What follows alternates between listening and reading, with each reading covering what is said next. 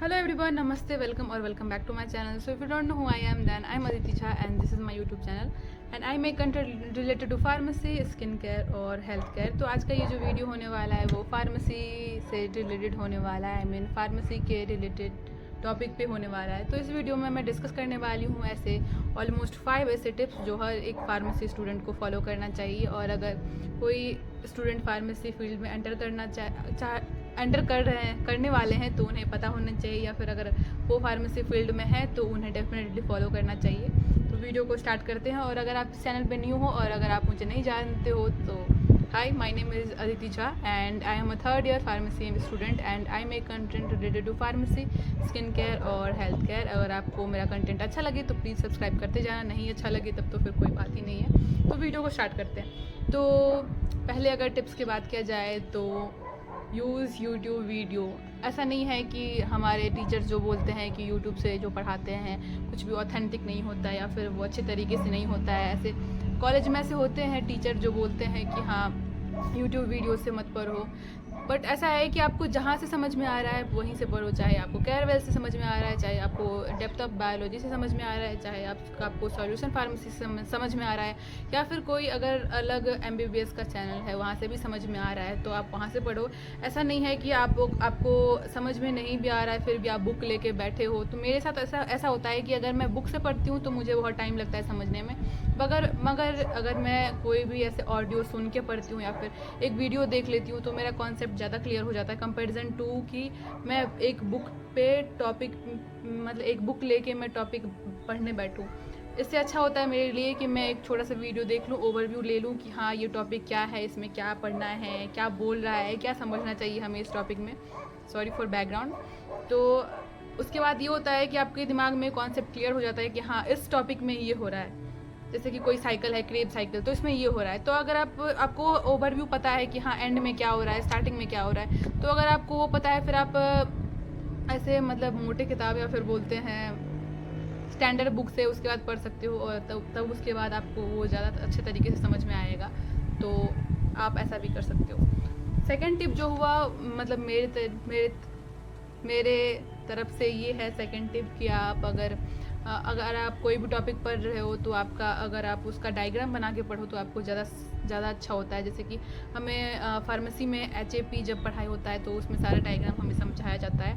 उसका आगे बहुत यूज़ होता है जब हम कोई भी ड्रग पढ़ते हैं। तो अगर हम डायग्राम के थ्रू अगर हम किसी भी ड्रग के मैकेनिज्म ऑफ एक्शन या फिर कैसे वो हमारे जब हम कोई भी मेडिसिन लेते हैं कैसे वो वर्क करता है, तो अगर हम डायग्राम बना दें तो उससे हमें ज़्यादा बेहतर तरीके से समझ में आता है। जैसे कि कोई हार्ट से रिलेटेड या फिर कोई किडनी से रिलेटेड कोई मेडिसिन है, ठीक है, तो अगर आपने उसका डायग्राम बना दिया, जैसे कि डायूरेटिक होता है, लूप डायूरेटिक होता है, डायूरेटिक का जो भी क्लासिफिकेशन होता है वो होता है, पोटेशियम स्पेयरिंग डायूरेटिक, ये सब होता है। तो अगर आपने डायग्राम बना रखा है तो आप अगर उस पॉइंट पे आप देख लो कि हाँ अगर ये क्लासिफिकेशन है किसी भी ड्रग का, तो अगर आपको पता होगा कि वो कौन से जगह पे एक्ट कर रहा है, कौन सी जगह पे वर्क कर रहा है, तो आपको किसी भी ड्रग का जो फार्माकोलॉजिकल एक्शन या फिर जो भी होता है मैकेनिज्म ऑफ एक्शन जो भी होता है वो समझने में ज़्यादा सहूलियत होगा अकॉर्डिंग टू मी।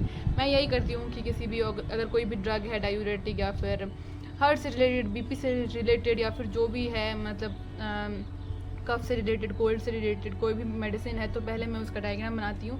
उसके बाद मतलब जिस चीज़ के लिए हम वो मेडिसिन ले रहे हैं उस ऑर्गेन का डायग्राम बनाती हूँ। उसके बाद समझती हूँ कि हाँ ऐसे ऐसे वर्क कर रहा है। तो सेकेंड टिप ये हुआ कि अगर आप कोई भी मेडिसिन क्लासिफिकेशन या फिर कोई भी ड्रग पढ़ रहे हो तो फिर आप पहले उसका डायग्राम बना दो, फिर ज़्यादा समझ में आता है according to me.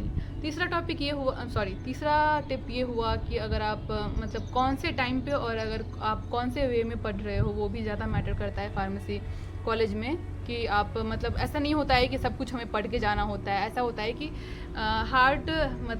Hard work से बेहतर होता है कि आप स्मार्ट वर्क करके जाओ। अगर जैसे कि 3 यूनिट आ रहा है तो हो सकता है कि 3 यूनिट से ही क्वेश्चन आए, बट ऑप्शन में भी क्वेश्चन होता है। तो आप ऐसा कर सकते हो कि 2 यूनिट अच्छे से पढ़ के जाओ, तीसरा यूनिट आप ओवरव्यू करके जाओ, मतलब 100% पढ़ के नहीं जाओ, फिर भी आप अच्छा स्कोर कर सकते हो।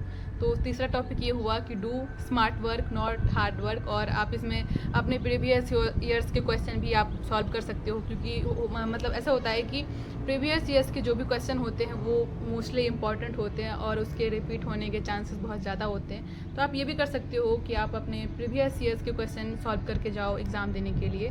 So do smart work not hard work, okay. तो तीसरा टिप ये हुआ मेरी तरफ से सभी फार्मेसी स्टूडेंट के लिए। चौथा टिप ये हुआ कि आपको अगर कोई टॉपिक समझ में नहीं आ रहा है तो आप अपने प्रोफेसर से बात करो, या फिर आप अपने फ्रेंड सर्कल में भी बात कर सकते हो किसी से जिसका कॉन्सेप्ट अच्छा होता है। कहने का मतलब यही हुआ कि अगर आप कोई भी टॉपिक समझ में नहीं आ रहा है तो आप अपने प्रोफेसर से एज अ पर्सनली भी जाके पूछ सकते हो उनके कैबिन में, और अपने फ्रेंड सर्कल में भी पूछ सकते हो किसी को अगर पता है तो। क्योंकि ऐसा होता है कभी कभी, जो ऐसा होता है मेरे साथ भी होता है कि खुद से समझो या फिर टीचर समझाए वो कभी कभी नहीं समझ में आता है, तब दोस्त समझा देते हैं वो ज़्यादा अच्छे तरीके से समझ में आता है। तो आप ये भी कर सकते हो कि ग्रुप स्टडी भी कर सकते हो आप, और अपने प्रोफेसर से भी बात करके किसी भी topic. Fifth and last tip ये है कि हमेशा नोट्स प्रिपेयर रखो एग्ज़ाम के लिए, क्योंकि हमारे पास बहुत सारे टॉपिक होते हैं कवर अप करने के लिए एग्ज़ाम के लिए। और ऐसा नहीं है कि जैसे कि इंजीनियरिंग में होता है कि एक रात पढ़ के सब कुछ आ जाता है, ऐसा फार्मेसी में नहीं होता है। हमें बहुत कुछ पढ़ना होता है, बहुत कुछ कॉन्सेप्ट समझ में आना चाहिए। तो हमेशा आप जो भी टॉपिक हैं, जो भी चैप्टर हैं, जो भी यूनिट हैं, उसके शॉर्ट नोट बना के रखो, ताकि अगर आप एग्ज़ाम देने जा रहे हो तो आपका 2-3 पेज में जो भी है ओवरव्यू हो जाए आपके सारे टॉपिक का। तो इससे ये होगा कि मतलब आपका टाइम भी बच जाएगा और आपका पहले से कॉन्सेप्ट क्लियर ही रहेगा। तो आपको इसके लिए ऐसा नहीं है कि आप एग्ज़ाम में बैठो, जब एग्ज़ाम है, कल एग्ज़ाम है और आप आज बैठ रहे हो शॉर्ट नोट बनाने के लिए, ऐसा नहीं। आप पहले से ही एग्ज़ाम के 15-20 दिन पहले से ही आप नोट्स प्रिपेयर करते जाओ, शॉर्ट नोट। लॉन्ग नोट नहीं, तब तो लॉन्ग नोट के लिए तो हमारे पास बुक ही है, तो अगर लॉन्ग नोट से ही पढ़ना होगा तो हम बुक ही उठा के पढ़ लेंगे। बट शॉर्ट नोट प्रिपेयर करो, और ऐसा कोशिश करो कि बहुत सारे मतलब वर्ड ना लिखो, बहुत कुछ ना लिखो। क्योंकि मेरे साथ ऐसा होता है कि अगर मैं दो पेज में अपने शॉर्ट नोट ख़त्म कर दूँगी तो मेरे दिमाग में ये होगा कि हाँ मुझे 2 पेज ही पढ़ने होंगे, और अगर 4 पेज में होगा तो फिर मुझे ऐसा लगेगा कि मुझे बहुत कुछ पढ़ना है। तो मैं ऐसे करती हूँ कि छोटे छोटे नोट्स बनाती हूँ, शॉर्ट नोट, जो मुझे एंड मोमेंट पे काम आता है। तो हमेशा always prepare your short notes, okay. So this is all about 5 tips of studying as a pharmacy student. तो आई होप आपको ये वीडियो थोड़ा सा भी हेल्पफुल लगा।